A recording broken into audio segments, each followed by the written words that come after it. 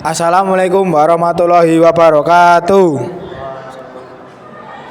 Di sini kami akan memperkenalkan tentang maket perangkat keras komputer untuk memberikan gambaran visual bagi para pemula yang ingin merancang komputer.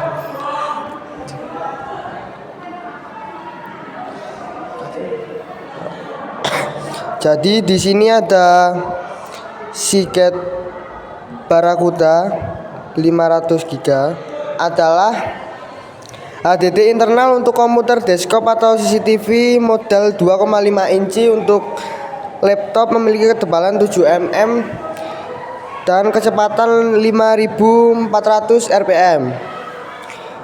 Toshiba HDD unit yang lebih kecil kemungkinan merupakan HDD internal untuk laptop atau konsol game seperti PS3 berukuran 2,5 inci. Dan di sini ada power supply. Pada gambar adalah komponen yang bertugas untuk menggunakan daya listrik dari sumber AC atau colokan listrik menjadi daya DC yang dibutuhkan oleh komponen komputer seperti motherboard, CPU, GPU, dan storage.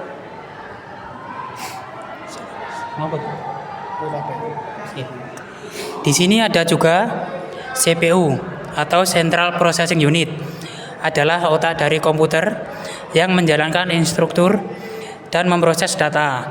Di sini juga ada RAM atau Random Access Memory. Ya, di sini ada DDR2 dan DDR3. DDR2 adalah jenis memori yang umum digunakan pada komputer era Pentium 4. Model RAM DDR2 dapat dibedakan dari jenis lain seperti DDR3. Kapasitas umum untuk modul DDR2 adalah 2 GB dengan kecepatan bisa seperti PC 6400 atau 80 MHz. Di sini ada modul DDR3 memiliki 240 pin dan tidak kompatibel secara elektrik maupun fisik, dan DDR2 atau DDR4 dengan RAM UC Pro DDR3 8 GB PC 12800 adalah memori tipe DDR3 dengan kualitas 8 GB, daya support sistem dual channel, membutuhkan daya listrik sebesar 1,5 volt. Ada juga optical drive internal, CD atau DVD drive yang dipasang di komputer yang berfungsi membaca dan menulis CD atau DVD dan terhubung ke motherboard lewat konektor SATA untuk data dan daya. Oke, di sini ada motherboard. Motherboard adalah papan sirkuit utama komponen yang berfungsi sebagai pusat penghubung bagi semua komponen perangkat keras seperti CPU, RAM, kartu grafis, dan hard disk. Nah, di sini ada komponen motherboard nomor 1, 2, 3, 4, 5, 6, 7, 8, 9, 10, 11, 12. Oke, saya akan jelaskan. Itu PS2 ports warna hijau atas dan ungu bawah. Fungsi digunakan untuk menghubungkan keyboard yang hijau dan yang ungu di mouse model lama. Port ini sudah jarang digunakan pada komputer modern yang umumnya beralih ke USB. Nomor 2, Serial port, bentuk koneksi di sub 9 berbentuk trapesium kecil. Fungsi port ini digunakan untuk transmisi data serial 1 bit pada waktu, biasanya digunakan untuk menghubungkan perangkat river lama. Nomor 3, USB Universal Serial Bus. Fungsi interface standar industri untuk menghubungkan berbagai macam perangkat rival seperti mouse, keyboard, printer, flash disk, dan banyak lagi. Ini adalah port yang paling umum dan serbaguna pada komputer modern. Nomor 4, Ethernet port RJ45. Bentuk port persegi besar, mirip dengan port telepon tapi lebih besar. Fungsinya digunakan untuk menghubungkan komputer ke jaringan kabel lokal area network atau LAN. Menggunakan kabel Ethernet, ini memungkinkan koneksi internet dan komunikasi jaringan. Nomor 5, Soundcard Port Audio Jacks. Ini adalah kelompok port audio bundar 3.5 mm yang warnanya menunjukkan fungsinya. Konfigurasi warna bisa sedikit perbedaan antara produsen. Terus dia nomor 6, di sini slot PCI dan PCI Express 1 pendek. Slot ini biasanya terdapat di bawah slot AGP atau PCI Express X16. PCI Express X1 bentuknya berbeda karena lebih kecil. PCI Express terdiri atas 2 macam, yaitu PCI Express X16 untuk FGA card dan PCI Express X1 untuk peripheral tambahan. Slot PCI ini biasanya tersedia lebih dari 1 slot untuk membantu Anda memasang lebih dari 1 peripheral. Nomor 7,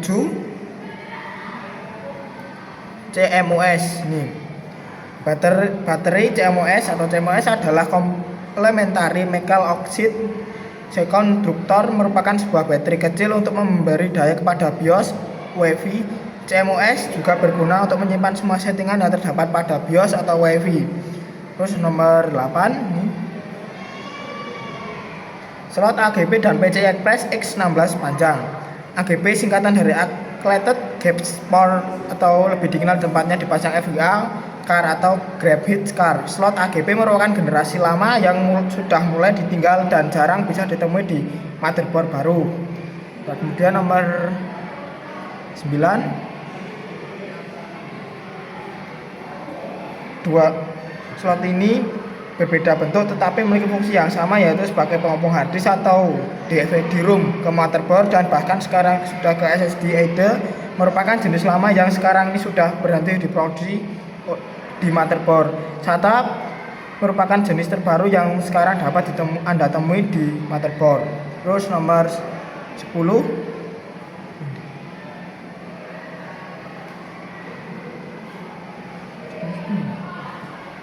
slot RAM atau random access memory. Jika Anda bertemu dengan beberapa orang, maka sebagian akan mengatakan memori adalah RAM. Sewajarnya ini adalah sama dalam arti dan fisik. Bentuk RAM sampai hari ini tetap sama, yaitu panjang, kecuali untuk laptop yang lebih pendek. Pada umumnya letak dari RAM ada tepat 11 prosesor dan biasanya jumlah slot minimal 2 atau kelipatan seperti 4 atau 8. Terus nomor 11 ada di sini. 11 adalah kipas CPU. Kipas CPU adalah pada motherboard adalah kipas pendingin yang dipasang di atas head disk CPU untuk membuang panas dari prosesor. Kipas ini dihubungkan ke header khusus berlabel CPU fan pada motherboard yang memungkinkan BIOS dan perangkat lunak untuk memantau dan mengontrol suhu CPU serta kecepatan kipas. Koneksi ini sangat penting agar CPU untuk mengalami overheat yang dapat menyebabkan penurun kinerja bahkan kerusakan. Terus nomor 12 sini. Power connector. Tidak ada hal begitu penting dalam konektor ini, tapi konektor ini wajib dicolok agar motherboard mendapatkan aliran daya. Sekian penjelasan motherboard.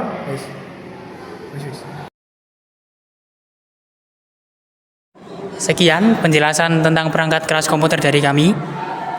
Bila ada tutur kata atau perbuatan tidak berkenan saat kami menjelaskan perangkat keras komputer, kami memohon maaf sebesar-besarnya. Akhir kata, wassalamualaikum warahmatullahi wabarakatuh.